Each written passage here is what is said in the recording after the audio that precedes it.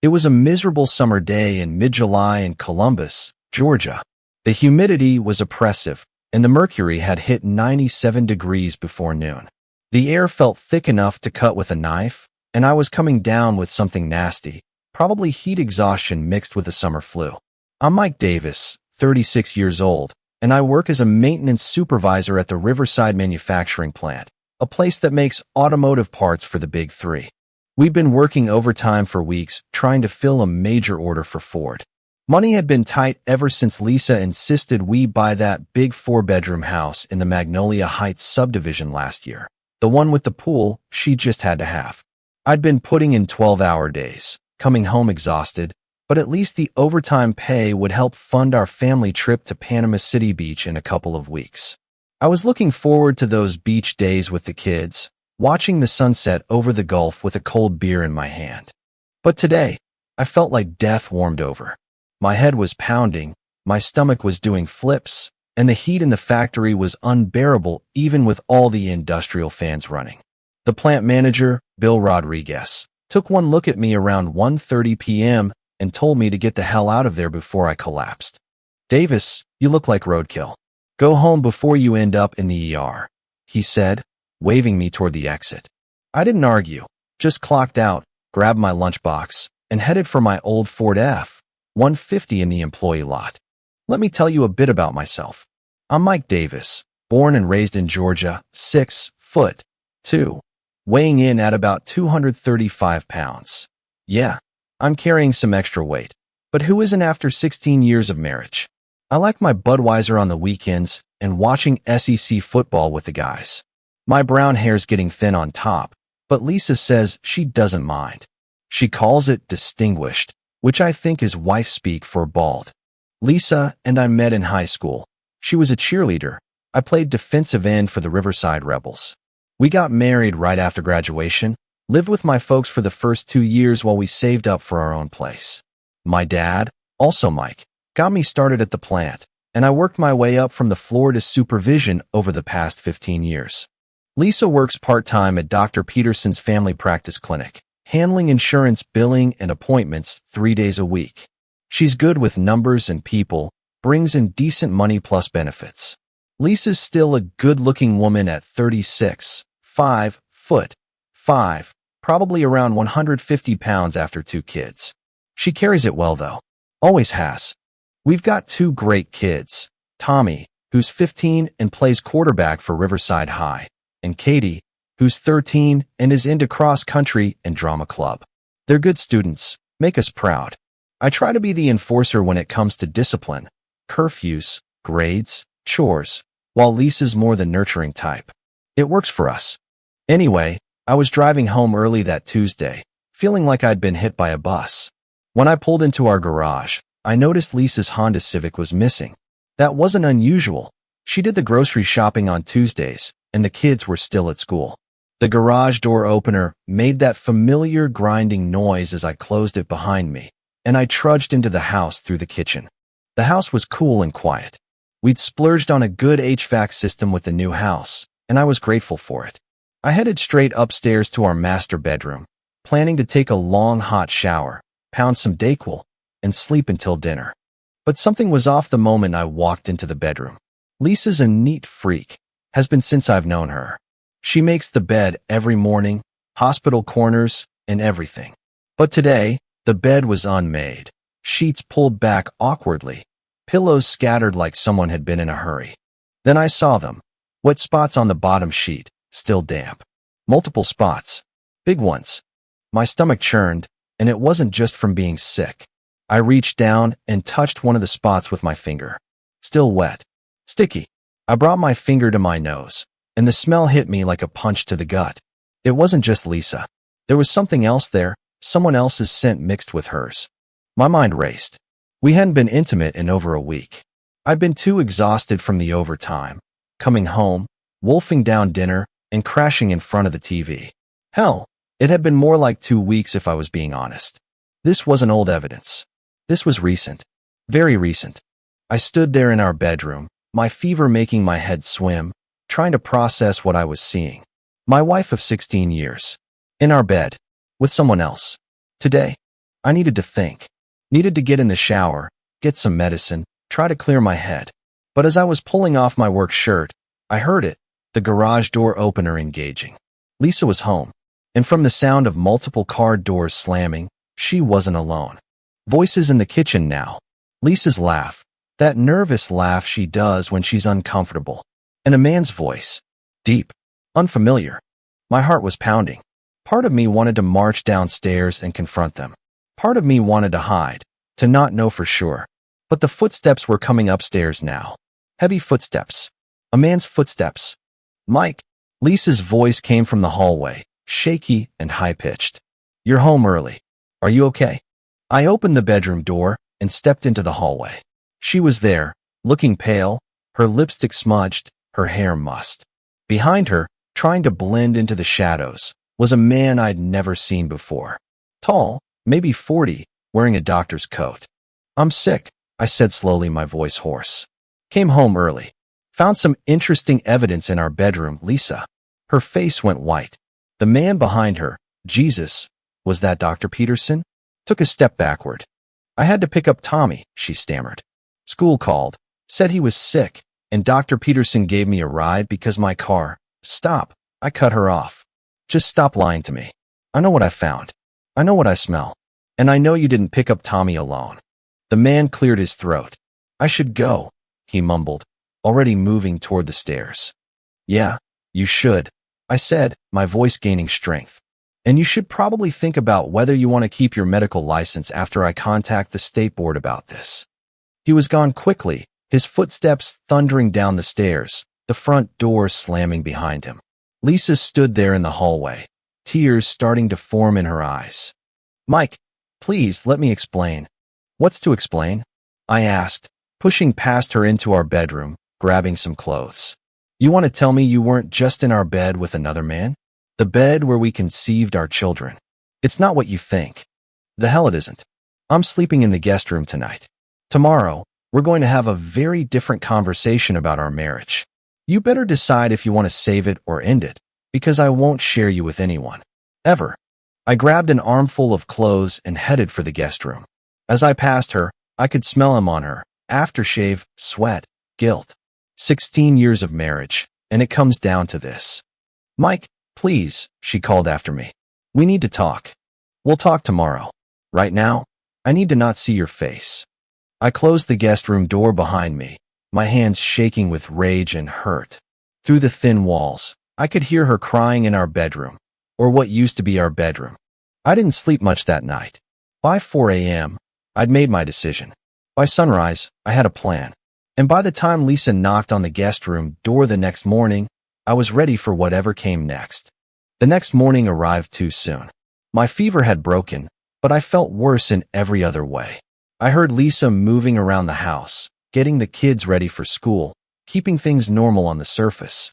Around 9 a.m., after I heard Tommy and Katie leave, she knocked softly on the guest room door. Mike, we need to talk. Please. I opened the door. She looked like she hadn't slept either. Red eyes, her blonde hair pulled back in a messy ponytail, wearing the blue terry robe I'd bought her last Christmas.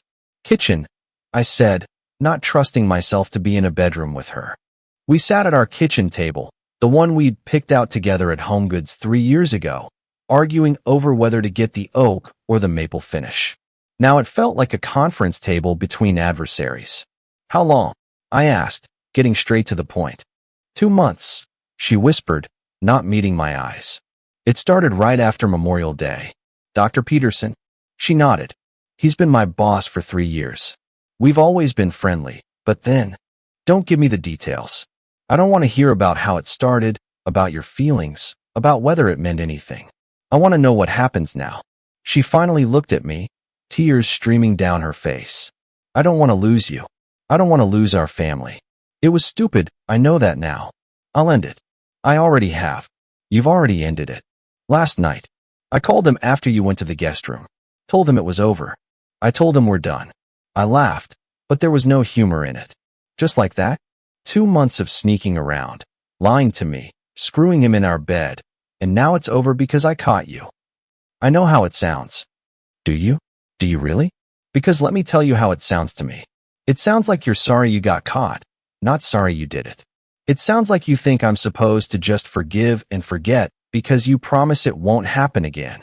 She reached across the table, trying to take my hand. I pulled away. Mike, please. I love you.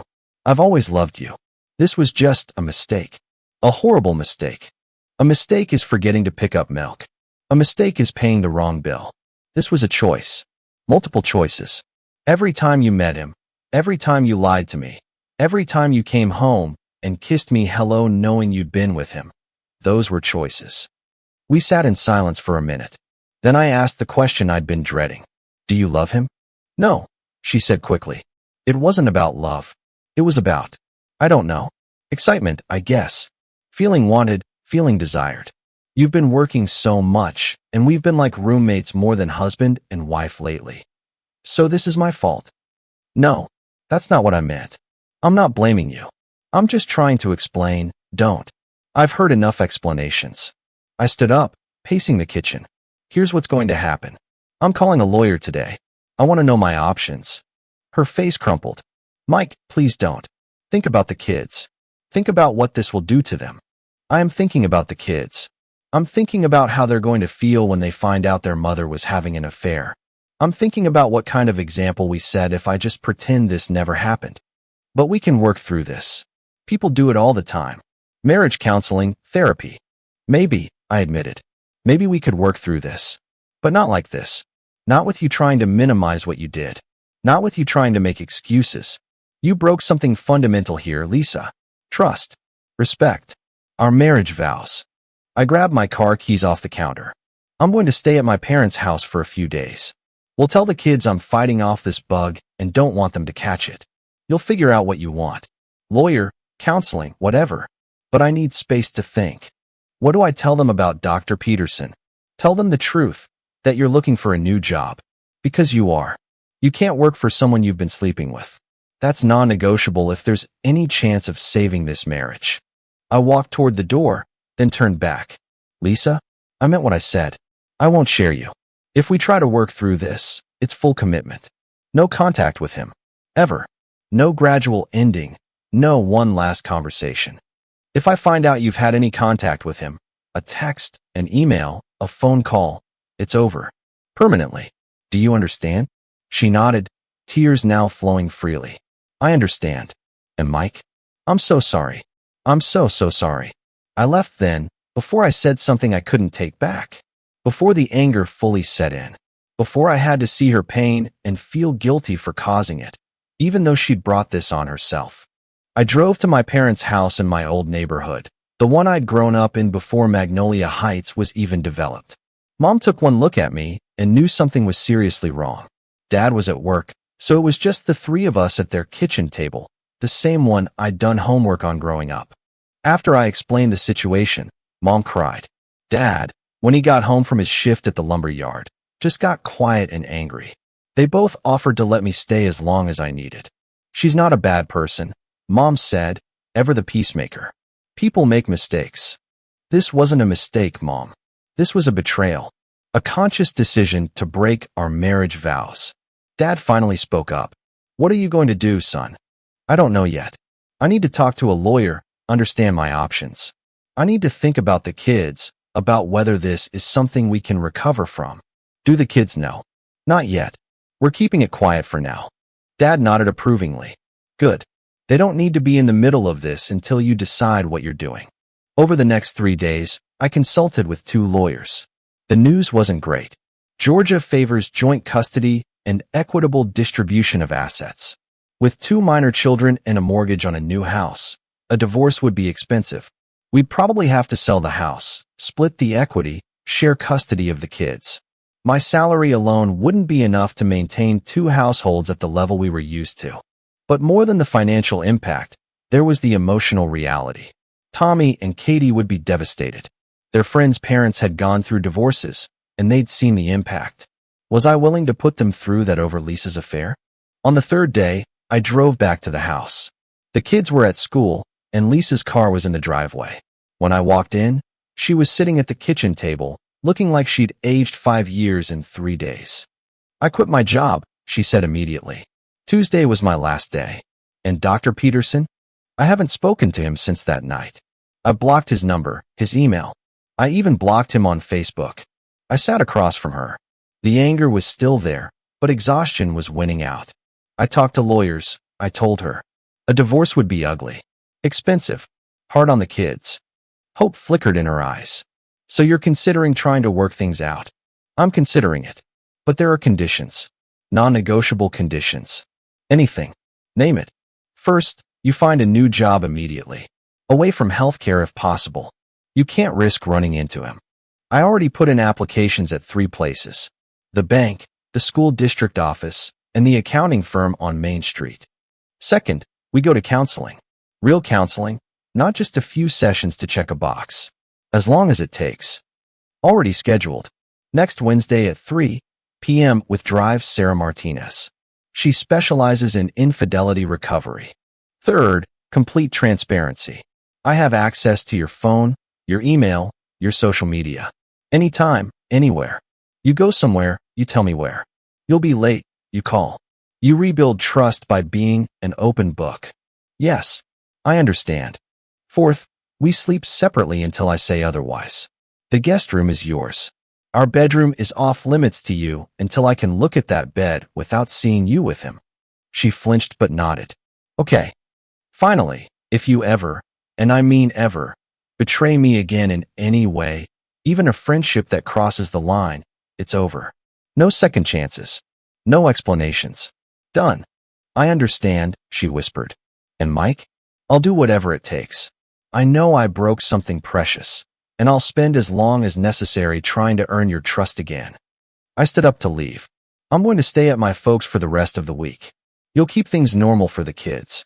Saturday, I'll move back into the guest room, and we'll start the process of figuring out if we can be married to each other again. Can I ask you something? Of course.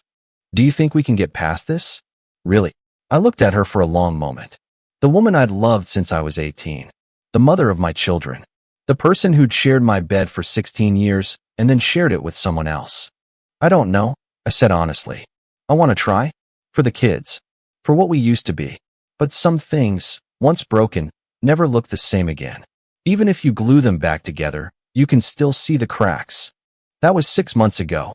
We're still married, still in counseling, still working through it. Some days are better than others. I've moved back into our bedroom, though I still sometimes wake up in the middle of the night and wonder if she's thinking about him. The kids don't know the specifics, but they know something happened. They're more careful around both of us now, like they're walking on eggshells. Lisa got a job at the bank, working in commercial lending. She's trying hard, maybe too hard sometimes. She's overly attentive, overly apologetic, overly careful. It's like living with someone who's constantly asking for forgiveness. Dr. Peterson lost his position at the clinic after the state board investigated anonymous allegations of inappropriate relationships with staff. He moved to Alabama, according to the local gossip mill. I never reported him directly, but word has a way of traveling in a small town. Sometimes people ask me if I regret not divorcing her. The honest answer is, most days, no. Most days, I'm grateful we're trying to work through it, for the kids' sake, if nothing else. But some days, especially when I see her looking at her phone with that nervous expression, or when she's late coming home from work, I wonder if I was foolish to give her a second chance. Trust, once broken, is hard to rebuild. Love, once betrayed, carries scars. But marriage, if it's going to survive, requires both partners to be willing to do the hard work of healing. Whether we'll make it in the long run, I don't know. But we're trying. And for now, for Tommy and Katie, for the life we built together, that has to be enough. Sometimes I still wake up in that guest room in my mind, wondering if I made the right choice. Only time will tell. Story 2. The Riverside County Fair was everything Carla Miller loved about small-town Georgia in September.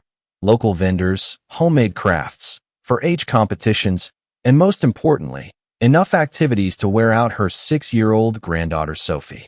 At 52, Carla still had the energy to keep up with Sophie's endless curiosity, though she was grateful her husband Hank would be sharing the duties today. Carla and Hank had been married for 28 years now, having met when she was assistant director of nursing at Riverside General, and he was setting up the hospital's new IT infrastructure. They'd raised their daughter Emily, now 26, watched her marry young to her college sweetheart David Chun, and were now enjoying the grandparent phase of life with Sophie as their primary joy. "Grandma, look." Sophie tugged at Carla's hand, pointing toward the petting zoo. "They have baby goats." "I see them, sweetie. As soon as Grandpa finishes buying our tickets, we'll go visit them." Carla was head of HR for the regional public school system now, a position she'd held for 8 years. Hank had moved up to Director of Health Information Systems at the hospital. They were comfortable, respected in their community, and approaching that stage of life where retirement planning became a regular conversation topic. While Hank dealt with the ticket booth and Sophie bounced impatiently beside her, Carla noticed a familiar figure by the cotton candy stand. Greg Foster. She hadn't seen him in months. Greg worked as chief of facilities for the county hospital system, managing 3 campuses, including Riverside General. They'd served on various committees together over the years, shared plenty of hospital politics and budget meetings. "Sophie, honey, let's go say hi to Dr. Foster for a minute before we see the goats." "Is he a real doctor?" Sophie asked with the intensity only 6-year-olds can muster. "Not a medical doctor, sweetie. He's a doctor of engineering. He makes sure all our buildings work properly." They approached Greg, who was standing alone, staring at his cotton candy as if it might contain answers to life's mysteries. When Carla touched his elbow, he startled. "Greg, everything all right?" He turned, and she immediately noticed the dark circles under his eyes, the drawn quality of his usually cheerful face. "Carla, hi. Yeah, just thinking too much, I guess." He knelt down to Sophie's level. "And who is this beautiful young lady?" "I'm Sophie," she announced proudly. "It's my birthday next week, and I'm going to be 7. 7? That's a very important birthday," Greg said, though his smile didn't reach his eyes.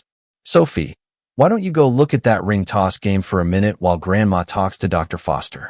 Sophie skipped away, easily distracted by the promise of games. Carla touched Greg's arm gently. "Greg, you look terrible. What's wrong?" He laughed, but it was hollow. "That obvious, huh? Sorry. Family stuff. You know how it is. Do I need to be concerned? We work together, Greg. I can keep confidences." He glanced around, ensuring no one was in earshot. "Found out last week that Linda's been having an affair. 25 years of marriage, and I walk in on her with another man in our kitchen." Carla's heart sank. She knew Linda Foster, lovely woman, very involved in the hospital's fundraising events. "Oh, Greg, I'm so sorry. Do you know who?" "Someone she met through hospital functions. Someone married himself, apparently. The whole thing is just..." He rubbed his forehead. "I don't even know why I'm here. Linda said she needed space to figure things out, so I brought the grandkids to the fair to give her that space." Before Carla could respond, her phone buzzed. Emily's name on the screen with 7 missed calls. Her heart leaped into her throat. Emily rarely called, almost never repeatedly. "Greg, I need to take this. Emily's been trying to reach me. Let's continue this conversation later. Coffee this week." He nodded distractedly. Sure. Handle your family." "Hank," Carla called her husband over. "Take Sophie to the goats, please. I need to call Emily." She walked to a quieter area and called her daughter back. "Mom, thank God." Emily's voice was thick with tears. "Can you come over? Please? I need to talk to you and Dad right now." "What's wrong, sweetie? Are you okay? Is Sophie's father okay? Just please come. I'll explain everything, but I need to see you in person." Carla's mind raced through possibilities: accidents, medical emergencies, job loss. "We're at the fair with Sophie. Can we bring her?" "No, Mom. Please, no. This is about David. We need to talk privately." The way Emily said David's name, with pain and disgust, sent chills down Carla's spine. "We'll find someone to watch Sophie. We'll be there in an hour." Carla found Hank explaining goat petting etiquette to Sophie. "Hank, we need to go. Emily needs us." Something about David. One look at her face told Hank this was serious. They quickly found Emily's mother-in-law, Mrs. Chun, who was delighted to spend extra time with Sophie at the fair, and drove the 30 minutes to Emily's house in Riverside Heights. Emily opened the door, looking like she'd been crying for hours. Her usually immaculate makeup was smudged, her blonde hair pulled back in a messy bun, wearing sweatpants at 3 p.m. on a Saturday. All signs that something terrible had happened. "Mom, Dad, sit down. I need to tell you something." They sat on the sectional sofa they'd given Emily and David as a housewarming gift 3 years ago. Emily perched on the ottoman, tissues clutched in her hand. "David's been having an affair. For months. Maybe longer." Carla reached for her daughter's hand. "Oh, honey, I'm so sorry. How did you find out?" "Hotel receipts. Multiple ones. Always the same hotel, always charged to our joint credit card. When I confronted him last night, he admitted it." Emily's voice cracked. "He said he needs time to figure out what he wants." Hank's face darkened with protective anger. "That son of a bitch. 26 years old, married less than 5 years, with a beautiful daughter, and he needs to figure out what he wants." "Do you know who he's been seeing?" Carla asked, her HR training kicking in automatically. Emily shook her head. "He won't say. Just that it's someone older, someone who understands him better than I do." Carla felt a cold realization forming. Older woman. Hospital functions. Her conversation with Greg flashed back into sharp focus. "Emily, what hotel were the receipts from?" "The Marriott downtown. Room charges, restaurant, champagne. Everything." Carla's phone rang. Greg's name on the screen. With growing dread, she answered. "Carla." Greg's voice was tight, with barely controlled rage. "We need to talk. Face to face. Right now. I'm with Emily and Hank." "What's going on?" "I just spoke to Linda. She finally told me who her affair partner is. And given who you work for, I think we have a problem that involves both our families." The sick feeling in Carla's stomach intensified. "Greg, what are you telling me?" "Your son-in-law, Carla. Linda's having an affair with David Chun." The phone fell from Carla's nerveless fingers. Emily and Hank stared at her as she tried to process the impossible coincidence, the horrible symmetry of it all. "What is it, Mom?" Emily asked, fear evident in her voice. "Emily, honey, I think I know who David's other woman is." "How could you know?" "Because her husband just told me. Someone I work with, someone whose wife is also having an affair. Emily, it's Linda Foster. Greg Foster's wife." Emily's face went through a series of expressions: confusion, recognition, horror, and finally raw anger. "Mrs. Foster? The woman from the hospital fundraisers? David's been sleeping with a woman my mother's age who I've had dinner with at charity events?" Hank stood up abruptly, pacing the living room like a caged animal. "That's it. Where's David? I'm going to kill him." "Hank, sit down," Carla said firmly. "We need to think this through. Greg is my colleague. His family is destroyed too. We need to handle this carefully." "The hell with carefully. He betrayed our daughter." Carla's phone rang again. "Greg." "Carla, where's David right now?" "I don't know." "Emily, where's David?" "At work. He said he had weekend rounds at the hospital." "Emergency or schedule?" Greg's voice was dangerously calm. "Why does that matter?" Carla asked. "Because Linda just told me she's meeting him at the hospital. Apparently, they've been using an empty office on the 5th floor for their meetings." "Oh my God," Emily breathed. "That's the floor where David does his clinical rotations. The administration wing." Hank was already grabbing his keys. "I'll handle this." "Hank, wait," Carla said, but he was already out the door. Greg's voice came through the phone. "I'm heading to the hospital too. This ends today." Carla looked at her daughter, crying on the ottoman, and made a decision. "Emily, get your purse. We're going to. If this is going to explode, it's going to explode with all parties present." The drive to Riverside General took 15 minutes. Carla spent the whole time trying to reach Hank on his cell, but he wasn't answering. Emily sat in the passenger seat, staring straight ahead, occasionally wiping tears. "How could he do this, Mom? With someone we know? Someone whose husband you work with?" "I don't know, sweetie. People make terrible choices sometimes. Choices that destroy everything around them."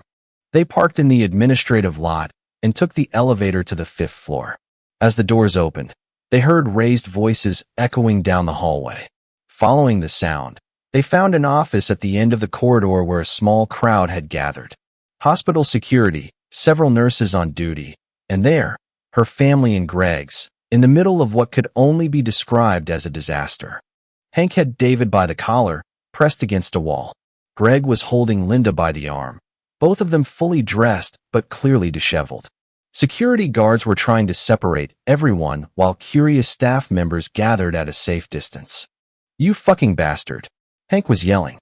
"She's 26 years old. She's the mother of your child. How could you?" "Mr. Chun," one of the security guards was saying, "I need you to step back." "Like hell I'll step back. This son of a bitch has been screwing some other man's wife in a hospital office while my daughter's at home taking care of his kid." Emily pushed past the crowd, and something in her expression made everyone turn. The crying woman arriving was somehow more powerful than the angry fathers. "David," she said softly, and the entire hallway went quiet. "David, look at me." David reluctantly met her gaze, shame evident on his face. "Is it true, Linda Foster? Really?" He nodded slightly, unable to speak. Emily laughed, but it was a sound of pure heartbreak.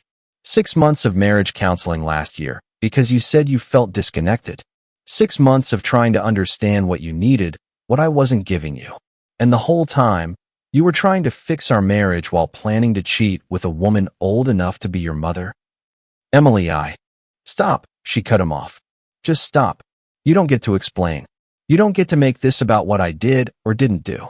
You made a choice. Multiple choices. Every time you met her, every time you lied to me, every time you came home and kissed our daughter goodnight after being with her." Greg was staring at Linda. 25 years, he said quietly. 25 years of marriage, 3 kids, 2 grandchildren. We were going to retire next year, travel, enjoy our golden years. And you threw it away for this. Linda was crying now, mascara running down her cheeks. "Greg, I'm sorry. I never meant for it to happen. We just connected, and I felt young again, and—" "Don't," Greg said coldly. "Don't insult me by making this about your midlife crisis. You planned this. You coordinated schedules, reserved hotel rooms, used hospital property for your assignations." The head of security finally took control. "Folks, I need everyone to move this to a private location. This is a hospital, not a family court." Carla stepped forward, her HR training finally kicking in. "You're right. Greg, Hank, let's take this somewhere private. Security, is there a conference room available?" Within minutes, they'd corralled everyone into a small conference room on the administrative floor. Emily, David, Greg, Linda, Carla, and Hank sat around a table while security waited outside. "Here's what's going to happen," Carla said, surprising herself with her ability to take charge. "David and Linda, you're going to explain exactly how this started and how long it's been going on. No lies, no omissions. Our families deserve the truth." Linda spoke first. "We met at the hospital fundraiser in March. 6 months ago. We'd seen each other at various events over the years, but that night we talked for hours. About our marriages, about feeling unappreciated, about dreams we'd given up. David started it," she continued, glancing at him. "He texted me the next day, said he'd enjoyed our conversation, suggested coffee to continue it." David nodded miserably. "I was having problems with Emily. We were fighting about money, about my schedule, about how much I was away from home." Linda understood. She was dealing with similar issues with Greg. "So you bonded over betraying your spouses," Hank said bitterly. "It wasn't like that at first," David continued. "We were just friends. Confidants. Someone to vent to about our marriages. But then you decided friendship wasn't enough," Greg finished. "When did it turn physical?" "May," Linda whispered. "About a month after we started meeting for coffee." "Where?" Emily asked. "Various places. The Marriott downtown. Here at the hospital sometimes, when David had late shifts. Once at my house, when Greg was out of town for a conference." Emily turned to her husband. "The conference where I offered to go with you, and you said it would be boring for me. You asked me to visit my parents instead. I spent that weekend thinking you were being considerate, and you were actually clearing the way for your affair." Carla looked at Greg and Hank, seeing their shared pain and anger. "What happens now?" "Divorce," Greg said simply. 25 years, and it ends with divorce papers." Emily nodded. "Same here. I filed yesterday, before I even knew about Linda. Finding out it's someone we know, someone whose husband works with my mother, it just makes it worse. Linda reached toward Greg across the table. Greg, please. We can work through this. People recover from affairs all the time. With someone they don't know? Maybe. But you chose someone connected to our whole community. Someone whose marriage is also ending because of this. You turned our personal crisis into a public spectacle involving people I have to work with, people I have to see at school events and fundraisers. David tried the same approach with Emily. Emily, think about Sophie. Think about our family. Sophie will be fine. Emily cut him off. Kids adapt. But she deserves parents who respect each other, even if they're divorced. And right now, I don't respect you at all. Hank spoke up for the first time. There's something else we need to discuss. Professional implications. David, you're a resident at this hospital. Linda, your husband is in hospital administration. This affair took place on hospital property, using hospital resources. That's going to have consequences beyond your marriages. David went pale. What kind of consequences?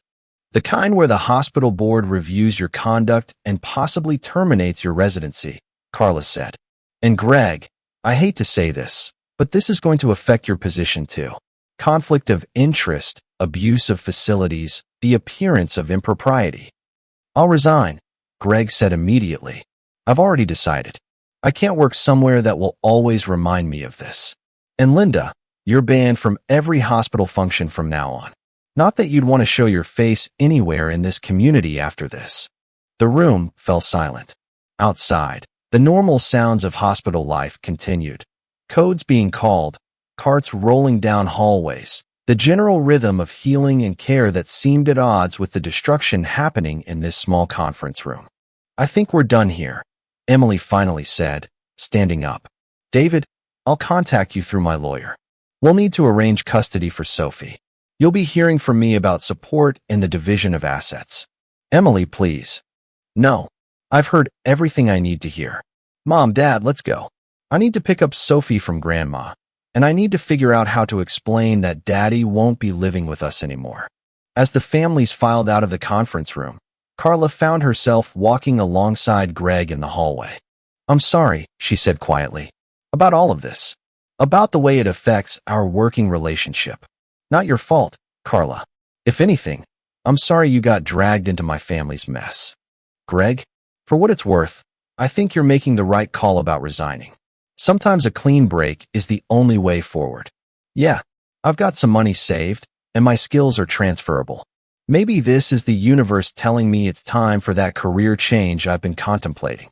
They parted ways in the parking lot. Carla, Hank, and Emily drove in silence back to Emily's house to collect Sophie. The little girl was full of stories about the fair, oblivious to the fact that her world was about to change dramatically. 3 months later, both marriages had officially ended.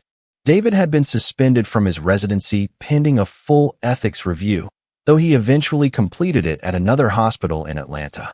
Linda moved to Macon to live with her sister, effectively becoming a social pariah in Riverside. Greg took a position as director of facilities for a university in South Carolina, a job that paid better and allowed him to start fresh somewhere new. Emily sold the house in Riverside Heights and moved back closer to her parents, taking a job at the school district where her mother worked. Sophie adapted better than anyone expected, though she occasionally asked when Daddy was coming home. Emily found strength she didn't know she had, and Carla was proud of how her daughter handled such a devastating betrayal. The hospital implemented new policies about staff relationships and use of facilities for personal matters. The annual fundraiser that year was awkwardly quiet, with everyone carefully not mentioning the Fosterchin incident, as it became known in administrative circles. Hank and Carla's marriage, if anything, grew stronger through the crisis. They'd watched both their daughter and Greg deal with betrayal, and it reinforced their commitment to transparency and trust.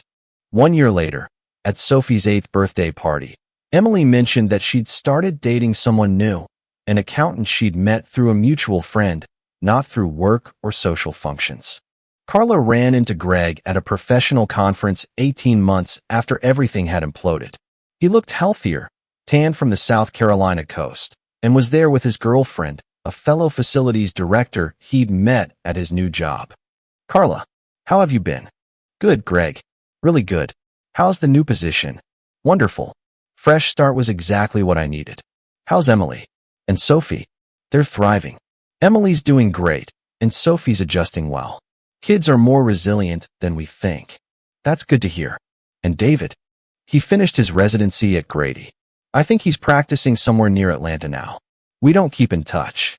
"Linda remarried," Greg offered without her asking. "Someone she met in Macon.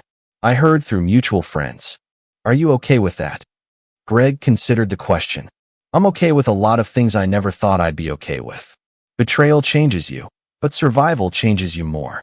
I don't wish her unhappiness, but I also don't follow her life anymore." That chapter's closed. They chatted for a few more minutes. Two people who'd been unwillingly connected by their spouse's betrayal, now finding peace in separate lives in distant cities. When Greg introduced his girlfriend, Carla felt genuinely happy for him. Proof that life continues after devastation, that healing is possible, that new chapters can be written. As she drove home that evening, Carla reflected on how dramatically their lives had changed because of one afternoon at a county fair. If she hadn't talked to Greg, if Emily hadn't called repeatedly, if she hadn't made the connection between Linda Foster and David Chun, would they all still be living lies? The family dynamics had shifted permanently. Carla and Hank now took Emily and Sophie to events that used to include David. Family photos were carefully curated to exclude the past. Holiday traditions adapted to new realities. But there were unexpected benefits too. Emily had discovered a strength she didn't know she possessed. Carla and Hank had become closer to their daughter and granddaughter. Greg had found a career opportunity he never would have pursued without being forced to start over. Even Sophie, though she occasionally asked about her father, had learned resilience and adaptability. The Riverside community had also transformed. The hospital implemented stricter policies about facility use and professional conduct.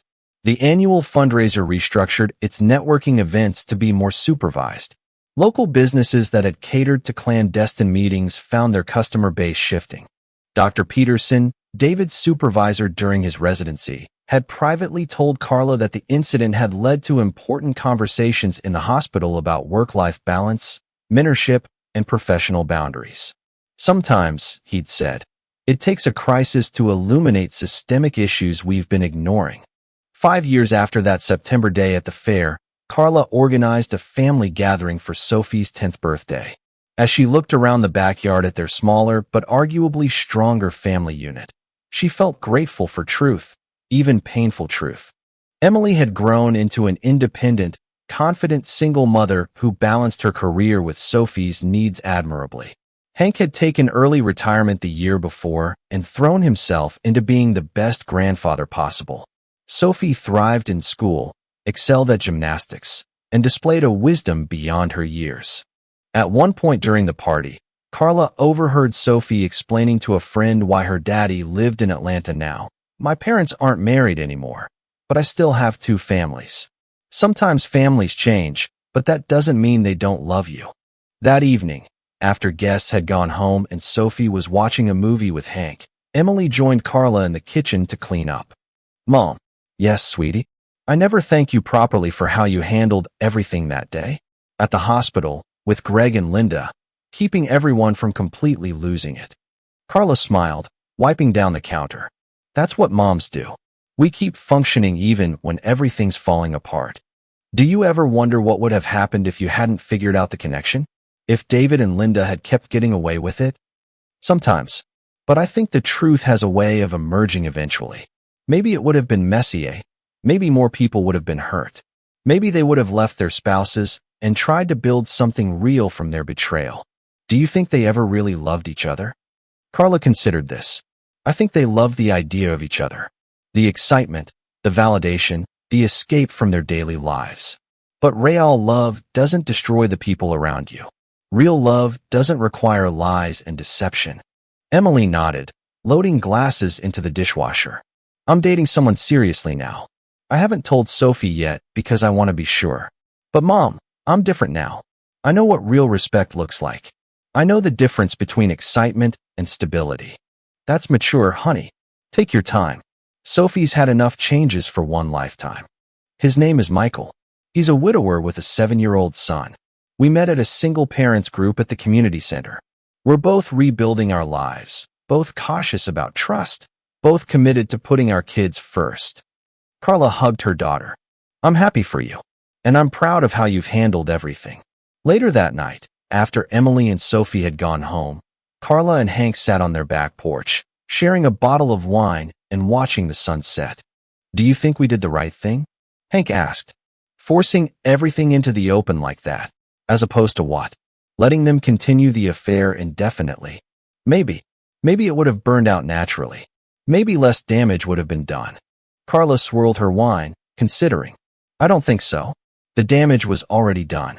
Every time they met, every lie they told, every moment they chose their temporary happiness over their family's well-being, that was all damage. We just made it visible. Greg seems to be doing well. I ran into him at the hardware store last month. He was buying supplies for a deck he's building at his new place. Emily told me he got engaged. To the woman from the conference. How do you feel about that? Happy for him. Relieved, actually. It proves that this whole mess wasn't the end of anyone's story. Just a very painful chapter. They sat in comfortable silence for a while, listening to the evening sounds of their neighborhood.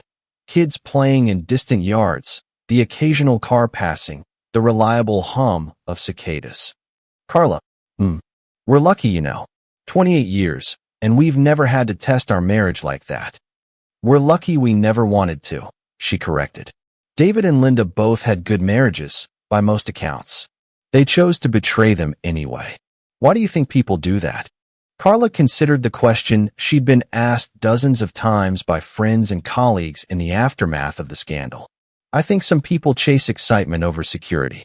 They mistake being wanted by someone new for being unappreciated by someone familiar. They forget that the grass isn't greener on the other side. It's greener where you water it. That's very wise, dear. It's also very easy to say when you're not the one being tempted. But I like to think we've built something strong enough to withstand most storms. Years later, when Sophie graduated high school, both her families were represented at the ceremony. David sat on one side of the auditorium with his new girlfriend and her children. Emily, Michael, who she'd married 2 years prior, and his son sat on the other side with Carla and Hank. During the reception afterward, Carla noticed Sophie moving seamlessly between both groups, comfortable in her expanded family constellation. There was no tension, no awkwardness, just a young woman who'd learned that families can take many forms and that love isn't diminished by division. Greg Foster sent a card with a check, which Sophie showed to Carla with amusement. Did you know he became like a family friend because of Dad's affair? Life takes strange turns sometimes, Sophie. Do you think Dad and Linda regret it? Carla watched David from across the lawn, noting how he kept checking his phone, how his girlfriend had to pull him into conversations, how he seemed constantly distracted even at his daughter's milestone moment. I think people rarely regret the feelings they had. They regret the damage those feelings caused. Your father loved feeling desirable and understood. Linda probably loved feeling young and exciting again. They regret hurting people, not the initial attraction. But if they'd handled it differently, if they'd been honest about their feelings, worked on their marriages, or ended them before starting new relationships, yes, things would have been different. But Sophie, the past isn't a choose-your-own-adventure book. We can't go back and pick different options. I know. I just wonder sometimes if I would have liked having Dr. Foster as a step-grandparent. Carla laughed. Greg Foster would have been an excellent grandfather to you, but that's not how life worked out. You have Michael's parents as grandparents now, and David's parents, and us. That's already quite a collection. Sophie hugged her grandmother. I'm just glad you figured it all out before it got even worse. Can you imagine if they'd tried to have a baby or something? The thought had never occurred to Carla, and it sent a shiver down her spine. A permanent tie between the two families, an innocent child born from betrayal.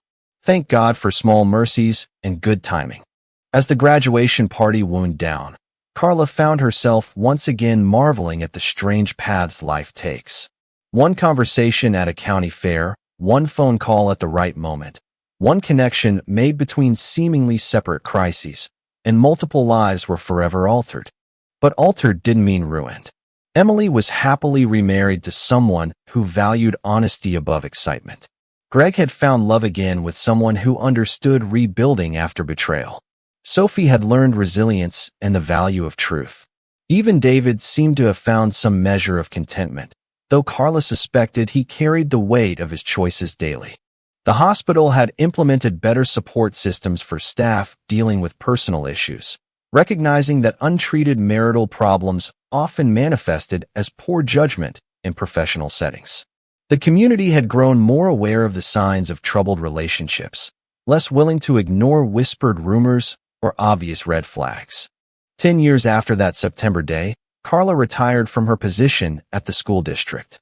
Her retirement party was well attended, including a surprise appearance by Greg Foster, who drove down from South Carolina to thank her for her mentorship over the years. "You know," he told her privately, "in a strange way, I'm grateful for how everything happened. If Linda had ended our marriage differently, I might have spent years wondering what went wrong, blaming myself, trying to win her back. Instead, the truth was so clear-cut that I had to face reality and move forward." That's a very generous perspective, Greg. Well, it took a while to get here. And I don't recommend infidelity as a relationship-ending strategy. But I've learned that betrayal, while incredibly painful, isn't the worst thing that can happen to a marriage. Staying in a marriage where both people are unhappy is worse. Linda and I were both unhappy for years. We just handled it in the worst possible way. As the years continued to pass, the story of what became known in local circles as the Fair Day Affair became a cautionary tale, then eventually just a distant memory. New scandals replaced old ones. New families dealt with their own crises. Life moved forward with its characteristic blend of triumph and tragedy. Emily's marriage to Michael lasted and prospered. Sophie grew into a young woman who chose honesty over drama, security over excitement. She'd learned, perhaps earlier than most, that real love doesn't require secrecy or hurt others to flourish. Carla and Hank celebrated their 35th anniversary with a quiet dinner at the same restaurant where they'd had their first date. As they toasted to their longevity, Carla reflected on how their marriage had been indirectly strengthened by witnessing the destruction of others. "Would you change anything?" Hank asked, as if reading her thoughts. "About that day? No. The truth needed to come out. About our life? 1,000 small things, probably. But the big things, marrying you, having Emily, the choices we made during the crisis. No, I wouldn't change those." They drove home past Riverside General Hospital, where significant security cameras now monitored the 5th floor continuously. Past the fairgrounds where another county fair was in full swing, different families making different memories. Past Emily's neighborhood, where Sophie was likely doing homework while Michael helped his son with a science project. The tapestry of their lives had been torn and rewoven, stronger in some places for the repair. Not everyone's story had ended happily. David's relationship with his daughter remained strained. Linda had struggled with depression and social isolation, but most had found ways to rebuild and move forward. The last entry in Carla's private journal, dated exactly 15 years after that pivotal county fair visit, read, "Betrayal changes families, but it doesn't have to destroy them. Truth hurts, but lies hurt more over time. Love tested and found genuine grows stronger. The hardest lessons often teach us the most important truths about loyalty, integrity, and the real meaning of commitment." Today, looking at my family, flawed, rearranged, but fundamentally whole, I'm grateful even for the painful moments that taught us who we really are.